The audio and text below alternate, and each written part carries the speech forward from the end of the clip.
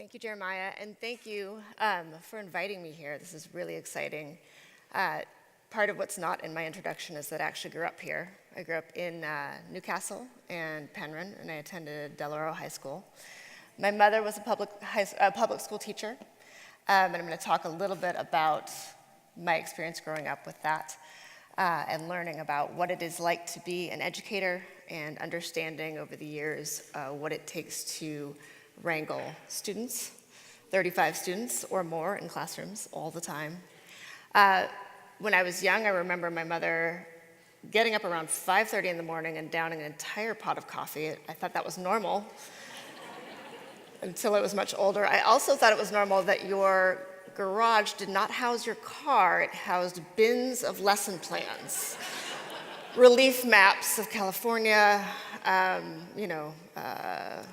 giant documents on Harriet Tubman, and all kinds of paper mache. And I think we transported those boxes as we moved, and she says that she's gotten rid of them now that she's retired, but I don't believe her. I think they're still in storage, just in case. So as I was in elementary school, I would watch her return home from work after her whole day and her meetings and everything, and she would lie on the couch prone for about a half an hour to recover. And I remember thinking, this seems hard.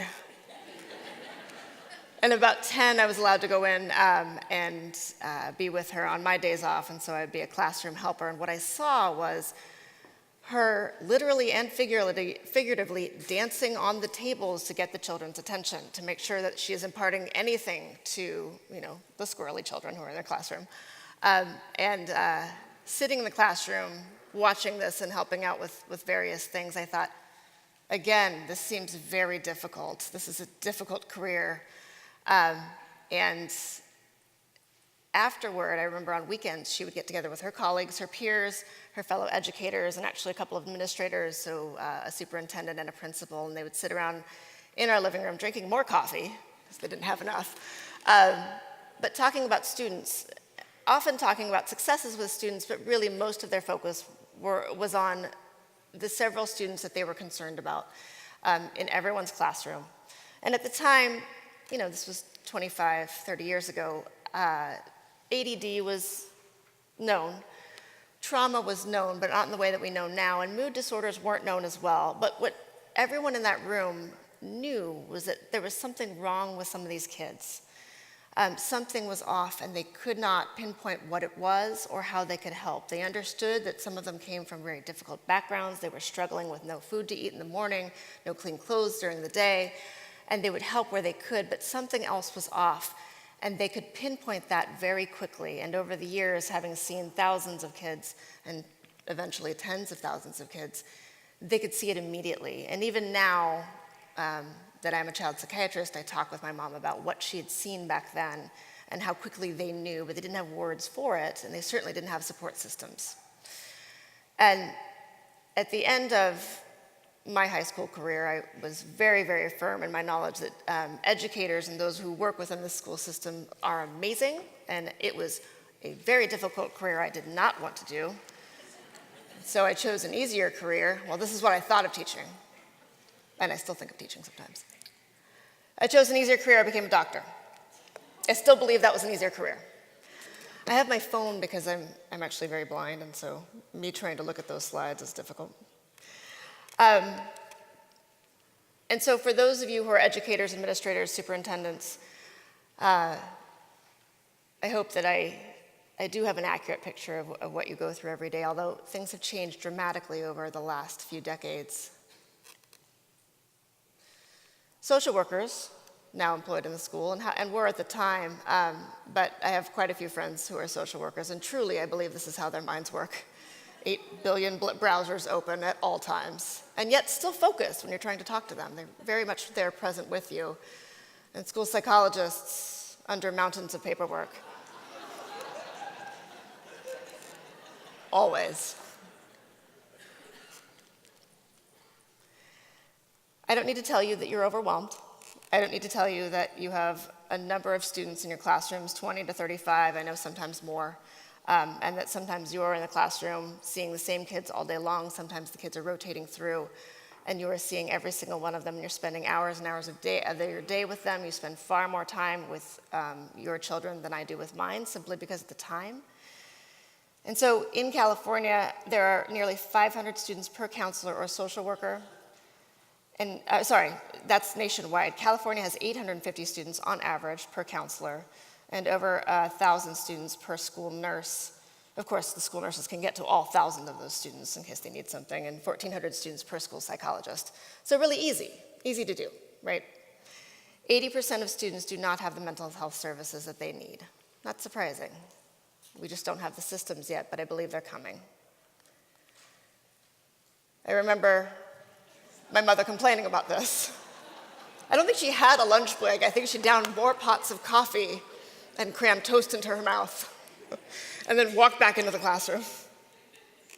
I would like to someday do a study on the amount of caffeine ingested by educators, administrators, and school mental health workers, and see if maybe it prolongs your lives. I think it rivals how much coffee physicians take in too, because we drink enough to kill a horse. As Mr. Jackson talked about, over a fifth of school-aged children and adolescents have a diagnosable mental health condition or substance use disorder. 16% of teens have seriously considered suicide. When I say that, I don't mean fleeting thoughts. I don't mean, God, I really wish this was all over. I wish I could kill myself. I mean seriously considered suicide, thought about plans, thought about ways they would do it, gotten close. Females are more likely to consider suicide. Males are more likely to complete suicide. 5 times more likely.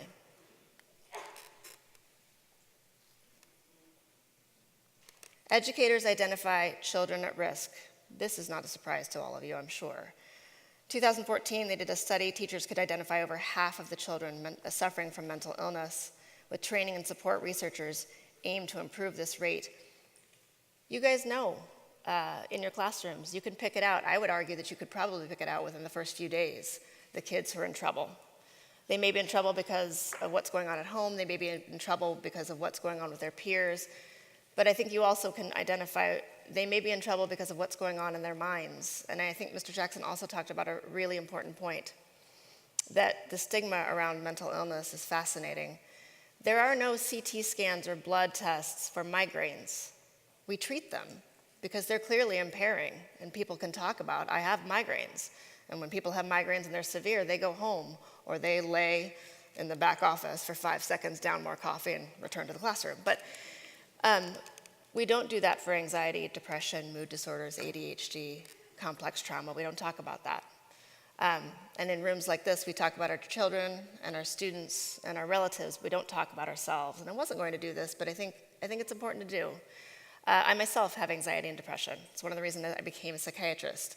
I went to medical school thinking that I was going to be an emergency physician because that's where I worked after high school. But interestingly, I was a really poor student in elementary school and high school. Some of that was just because I just didn't care much, but also some of it was because I did have anxiety and depression but didn't realize it. In college, I also didn't do very well and got a very dismal GPA. And once I was out, I started working in emergency departments emptying bedpans and realizing that probably wasn't the thing I wanted to do for the rest of my life, and said, oh, shoot, I want to go back and be a doctor. So that took me 4 years. And during that time, I realized something is wrong. I need some treatment. I got some treatment. And during medical school, began to be a little more vocal about what's important with medical students and college students about getting treatment. Because I had friends with migraines who had no problem with going out and getting treatment for their migraines. But those who had anxiety and depression were suffering in silence. And sometimes I do share that with my patients. It depends on what I'm doing. But I will share that, actually, to be honest, most physicians have anxiety. Most of it's debilitating. Hopefully, a lot of them get treatment, but a lot of them use work and all kinds of other things to cover up for it. But it's treatable, and all of you catch it. One of the reasons that I'm impressed with how well attended this is, but you are either on holiday or you are on your day off here learning about how to better help your students that you already identify. So the idea today is going to be learning more about the disorders that you're seeing, that you already know are going on, and then learning more about the multi-system tiered support systems that are in place and are developing to help you figure out how to help these kids. Also learning to close the research gaps. Research historically has been on white young men who are healthy and don't have anything going on. And of course, I know that represents every single one of your classrooms, school districts, and your mental health populations. Raise your hand if you do have an entire classroom full of healthy white men. Or young boys. Oh, good, none of you. That's what I figured. But our research is based in that population. It is changing, but it really doesn't apply to most of what we see. And so although I think it's very important to follow the research, you also have to take it with a grain of salt, apply what you can, and then recognize that you are seeing the world population, the country's population, California's population. You are not seeing what people have harvested out to get really pure data in order to control for all the factors. It doesn't apply very well. Students are increasingly dealing with challenges we didn't deal with 25 years ago. Bullying we had, but we got to go home and escape it, usually. But now we have social media where they don't get to escape it. They don't get to go home, they don't get to turn it off. And social media is something where people can stand behind the anonymity of a screen and hurl incredibly damaging insults to students. And no student seems to be immune to this. And the fact that children and adolescents are working through this and suffering with this, I think adds to the escalating number of people suffering from mental illness. There are increasing academic and extracurricular demands. The number of students applying to colleges because of the ease of applications is fairly insane. I think UCLA had over 100,000 applications. I know Brown University had 38,000, and we accepted 6%. And it's funny because I am on some of those admission committees, and there was no way I would have gotten into Brown University back in high school. And so to watch, the caliber of students coming through and the amount of work and extracurriculars that they do during high school, it's amazing. And also knowing that a fifth of these kids or more are still struggling with anxiety, depression, mood disorders, ADHD, and complex trauma. It's impressive. And so as the increasing pressures grow, you'll see things, and you already have, changes in their mood and behavior, changes in children's academic performance. They will decline, start to socially isolate. You can even see poor self-care, so really not caring about showering, not caring about how they dress, no longer really associating with their peers at all. The perception of academic stress has also escalated in recent years. We do have new data on this, and more studies are coming out. We do know that academic stress is associated with negative academic effect, disengaged coping, a chronic negative mood, and declining GPA. I show this to my med students when I'm teaching them about psychiatry. I'm joking, but I still show it to them.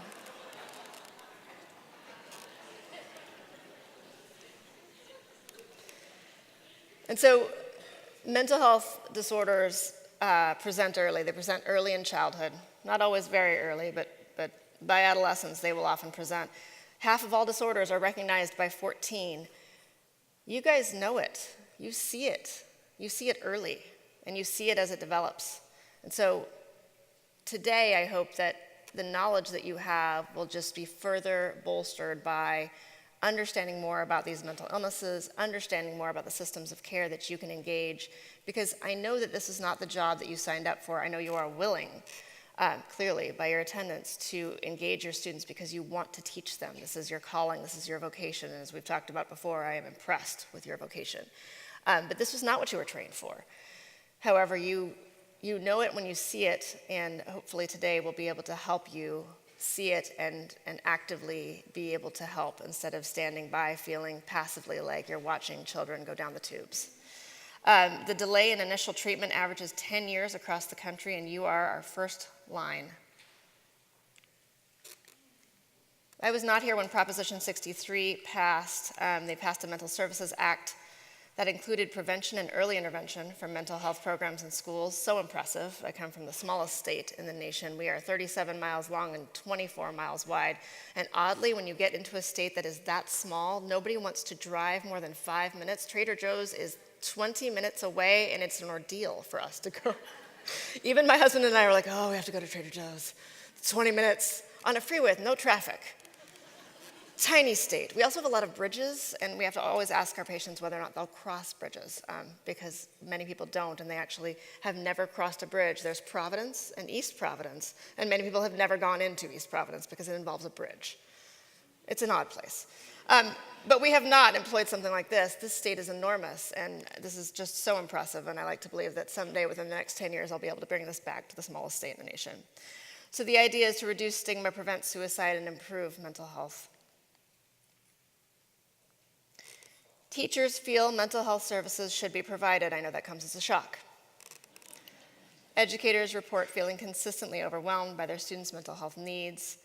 And the requirements, as you guys become certified in teaching, as you guys become certified even in school mental health, they're not adequate. And we know that. Often if you're becoming a teacher, an administrator, a superintendent, a principal, it's one psychology course in college. Of course, the mental health workers out there, the social workers, the psychologists, who've had much more training.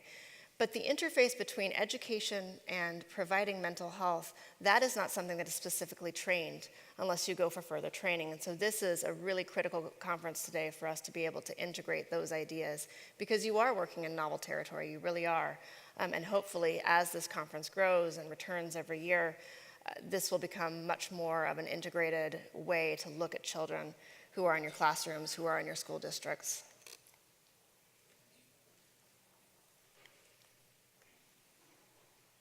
Oops, sorry. Let me backtrack one. Whoa.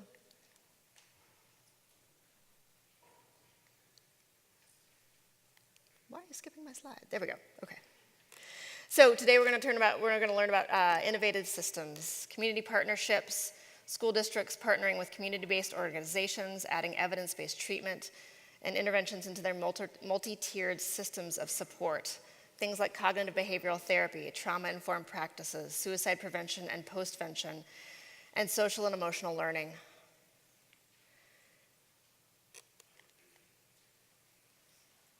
There are some incredible speakers and workshops as I look through today what's on the agenda, talking about those school community partnerships, learning much more about complex trauma, mood disorders, and ADHD that you're seeing in your classrooms every single day, gender and sexual identity issues, race and ethnicity and economic status, and how these things impact your classrooms, your students, and your mental health cohort.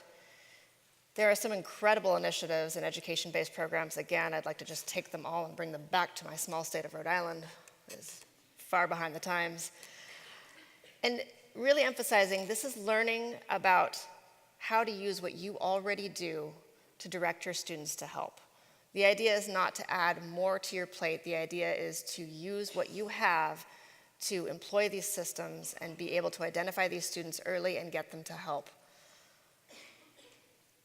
One thing that they taught us in medical school, there are all kinds of sayings and caveats that they give us in medical schools. Some of them are much more disturbing, like, you won't be a real doctor until you've killed someone. That's not true, but that's what they gave us initially.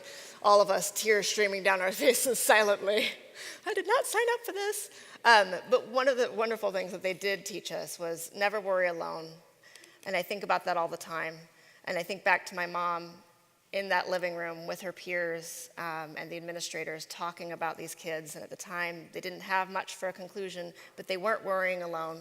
They were talking about these kids. They were confirming with others, yes, I do see this. I agree, I see this too. What should we do?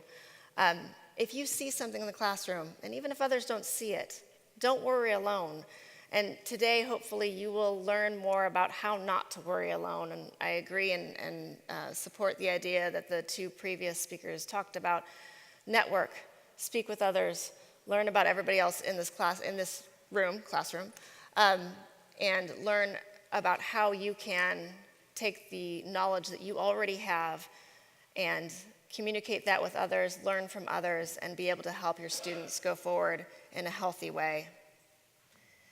So information for educators, it's going to be available, resources on hand, developing your skills, implementing a plan, and everything you learned today will be packaged in how to implement this in a multi-tiered system of support. I thank you so much for inviting me out all the way from Rhode Island, and it's very special to me to be able to speak with a community that I have a particular interest in, so thank you.